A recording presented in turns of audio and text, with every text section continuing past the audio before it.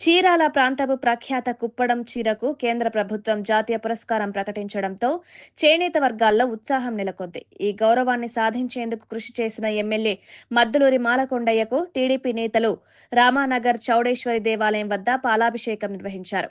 నేతన్నల శ్రమకు ఇది సముచిత గౌరవమని టీడీపీ నాయకులు పేర్కొన్నారు. తక్కువ బరువు, ప్రత్యేకమైన రంగులు, నాణ్యత కారణంగా కుప్పాడం చీరలు ఇప్పటికే మార్కెట్లో మంచి గుర్తింపు పొందిన విషయం తెలిసిందే. జాతీయ స్థాయిలో గుర్తింపు లభించడం చేనేత రంగానికి మరింత ఉత్తేజాన్నిస్తుందని నాయకులు వ్యాఖ్యానించారు. వాస్తవంగా మైక్ లో త్వరగా మాట్లాడను. ఆయన మాట్లాడంటే అప్పుడు నేను చెప్పాను, ఇది జియో ట్యాగ్ తీసుకొచ్చుకున్నాం అంటే పొందూరు కత్తర్ మీద రామ్మోహన్ నాయుడు గారు ఆయన ఆల్రెడీ 2 సార్లు ఎంపీ అయ్యి ఉన్నారండి.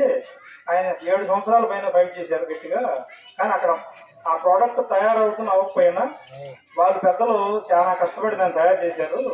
సో దాన్ని ఎలా అయినా సరే ఇందులో ఉన్నవారు వేరే పనికి వెళ్ళాలంటే ఇబ్బందికరంగా ఉంటుంది.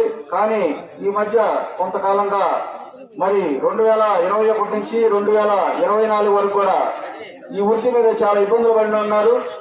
మరి వాళ్ళకి పని కల్పించలేక ప్రభుత్వం, ఎందుకంటే కొనుగోలు శక్తి జనంలో లేక చాలా మంది మరి కొనుగోలు చేయక మరి వస్త్ర ఉత్పత్తిదారుల దగ్గర చాలా వస్త్రాలు నిల్వ ఉన్నాయి.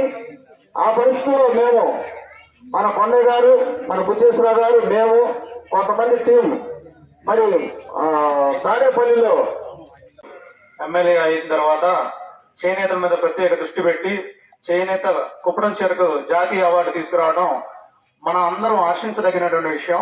ఈ విషయాన్ని మనం మన నియోజకవర్గంలో ఉన్నటువంటి ప్రతి ఒక్క చేనేత కార్మికుడు మనసులో పెట్టుకోవాలి. ఆయన ఫోటోని